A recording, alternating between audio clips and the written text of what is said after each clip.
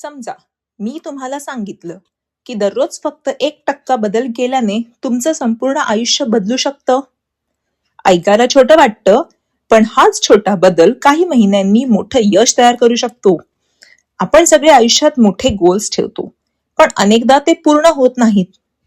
कारण समस्या गोलमध्ये नसते, समस्या आपल्या सवयींमध्ये असते. आज आपण पाहणार आहोत ॲटॉमिक हॅबिट्स या जगभर प्रसिद्ध पुस्तकाचा सोप्या मराठीत सार, जे शिकवतं की छोट्या सवयी कशा आयुष्य बदलू शकतात. आपण सगळे आयुष्यात काही ना काही बदल करायचा प्रयत्न करतो. नवीन वर्ष सुरू झालं की आपण ठरवतो, आज रोज एक्सरसाइज करणार, रोज पुस्तक वाचणार किंवा वाईट सवयी सोडणार. पण काही दिवसांनी आपण पुन्हा त्याच जुन्या सवयींकडे परत जातो. असं का होतं? याच प्रश्नाचं खूप सोपं आणि पॉवरफुल उत्तर देणारं पुस्तक म्हणजे ॲटॉमिक हॅबिट्स. हे पुस्तक लिहिलं आहे जेम्स क्लिअर यांनी. त्यांनी अनेक वर्ष सवयींवर अभ्यास केला आणि एक खूप महत्वाचा विचार मांडला. मोठे बदल अचानक होत नाहीत.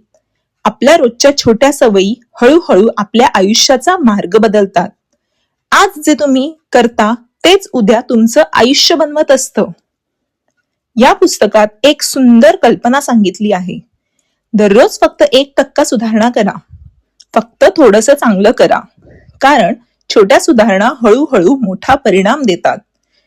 छोटा बदल आज दिसत नाही, पण काही महिन्यांनी तो आयुष्य बदलतो. या पुस्तकात एक खूप इंटरेस्टिंग एक्झाम्पल दिलं आहे. काही वर्षांपूर्वी ब्रिटनची सायकलिंग टीम ऑलिम्पिक्समध्ये फारशी काही यशस्वी नव्हती. पण त्यांच्या कोचने मोठा बदल केला नाही. त्यांनी फक्त छोट्या छोट्या सुधारणा केल्या.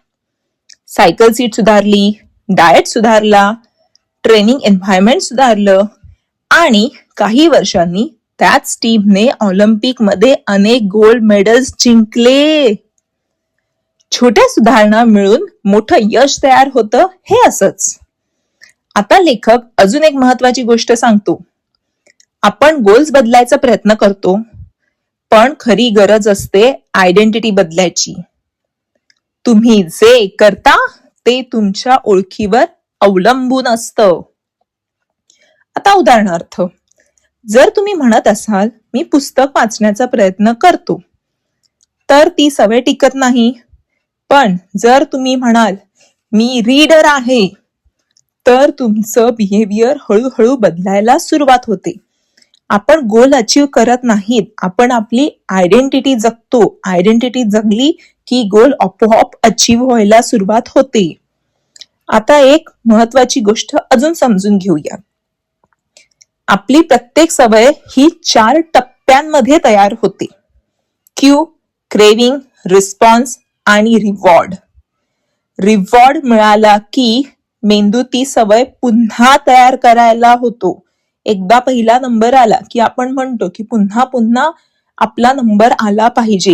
ही तुम्ही मेंदूला दिलेली चेतना आहे, जी सतत जागरूक व्हायला यानंतर सुरुवात होते. लेखक यामध्ये अजून एक खूप सोपं उदाहरण देतो.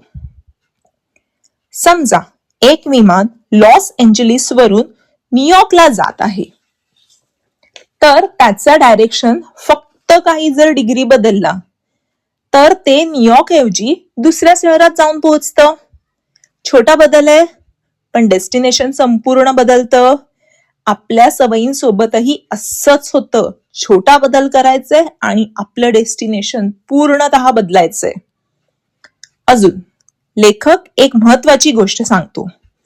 आपली इच्छाशक्ती स्ट्रॉंग असण्यापेक्षा आपलं एन्व्हायरमेंट स्ट्रॉंग असायला हवं. आपण जे जास्त पाहतो तेच जास्त करायला सुरुवात करतो. त्यामुळे ते बघायचंय जे आपल्याला करायचं आहे. रोज बघा, दररोज बघा एकच गोष्ट जी तुम्हाला पुढे आयुष्यात हवीये.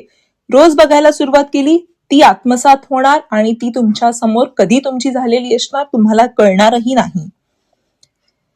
जर तुम्हाला रोज वाचनाची सवय लावायची असेल, तर मोठा प्लॅन करू नका. फक्त एक छोटा नियम करा. दररोज झोपण्यापूर्वी फक्त 2 पेजेस वाचा. हा छोटा हॅबिट काही महिन्यांनी मोठा बदल घडवतो.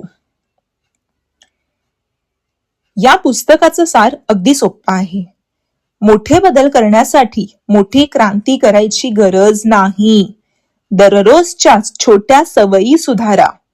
फक्त 1% सुधारणा करा आणि काही महिन्यांनी तुम्हाला स्वतः मोठा बदल झालेला दिसेल. तुम्ही त्या छोट्या बदलांमुळे पूर्णपणे बदललेले दिसाल. समोरचा एखादा व्यक्ती जर तुम्हाला रोज भेटत असेल, काही दिवसांनी तुमच्यामध्ये झालेला बदल त्या व्यक्तीलाही जाणवेल.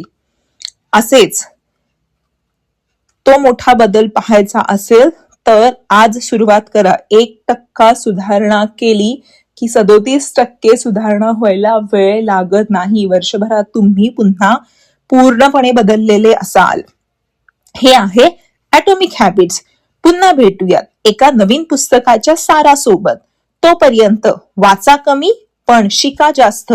हेच आहे सारसंग्रह, थोडक्यात पण प्रभावी.